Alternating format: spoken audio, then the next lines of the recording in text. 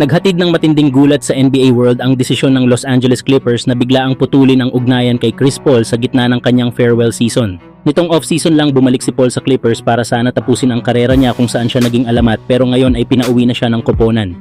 Naglabas pa si Paul ng Instagram story na nagsasabing, "I only just found out that I'm being sent home," na lalo pang nagpaingay sa issue.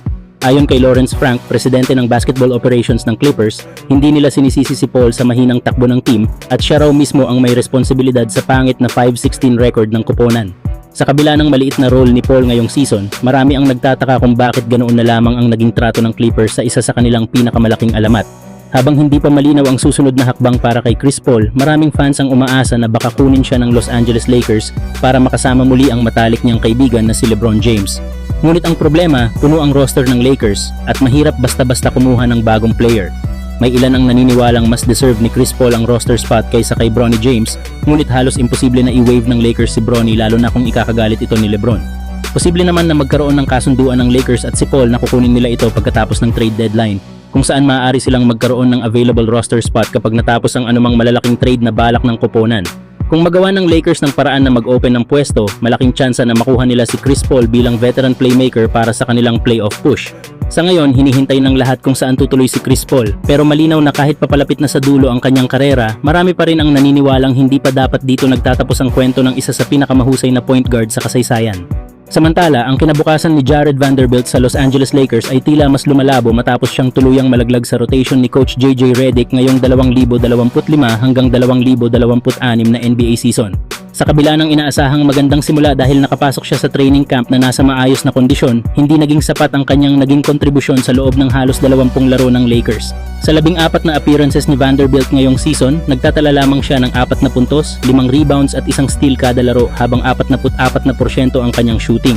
Dahil dito, 4 na sunod na laban na siyang hindi ginagamit, isang malinaw na senyales na posibleng pinag-iisipan na ng Lakers ang kanyang sitwasyon sa roster. Kung sakaling magpasya ang Los Angeles na galawin ang kanilang lineup, isa sa nakikitang posibleng destinasyon ni Vanderbilt ay ang Orlando Magic. Bagamat hindi sapat na dahilan si Vanderbilt lamang upang kumagat ang Magic, maaaring mahikayat sila kung isasama ng Lakers si Dalton Knecht at isang second round pick. Kapalit nito, posibleng bitawan ng Orlando ang defensive specialist na si Jonathan Isaac, isang big man na kayang magbigay ng rim protection na kailangan ng Lakers, lalo na't may career average itong isang block kada laro. Para sa Lakers, malaking tulong ang ganitong klase ng depensa sa ilalim.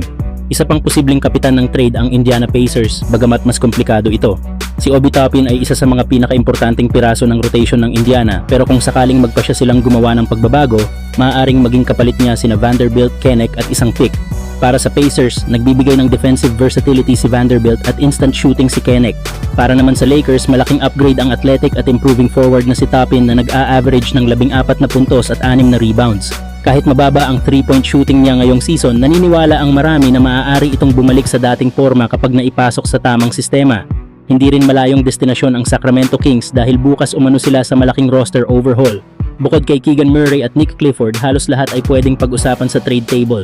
Sa hypothetical na deal, maaaring makuha ng Kings sina Jared Vanderbilt, Dalton Knecht, Adu Thiero at isang second round pick, habang ibabalik naman nila sa Lakers si Malik Monk. Para sa Sacramento, ang tunay na halaga ay nasa young prospect na si Thiero at ang draft pick. Para naman sa Lakers, malaking tulong ang pagbabalik ni Monk, isa sa mga pinaka-epektibong scorer na naglaro para sa kanila, at ngayong season ay nag-a-average ng 12 puntos habang pumapalo sa 41% mula sa 3-point range.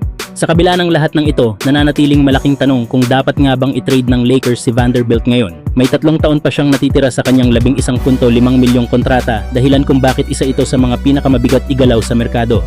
Bagamat may potential pa si Vanderbilt na magbigay ng depensa, nananatili ang issue ng kanyang injury history at limitadong opensa. Ngunit dahil nasa kartada silang 14-5 at pangalawa sa Western Conference, maaaring hindi pa ito ang tamang oras para guluhin ang chemistry ng koponan.